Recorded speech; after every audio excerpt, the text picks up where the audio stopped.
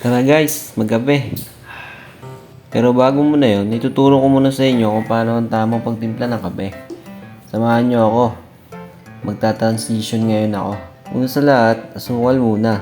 Ay, kape pala muna bago asukal. Tapos, creamier. Creamier. Basta yun. Parang coffee mate.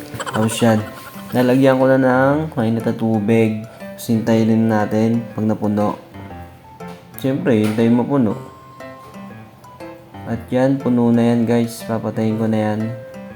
Tapos, pupunta na ako sa lamesa. Ay, hindi. Sa lababo pala.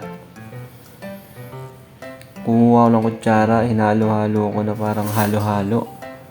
Tapos, ano nga yun? Yun pala. Yun. Oo nga. Ay, lupit ng transition, oh. Uy. Tapos upo sa lamesa.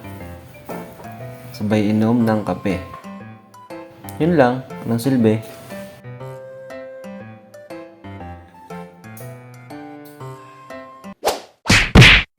Nice!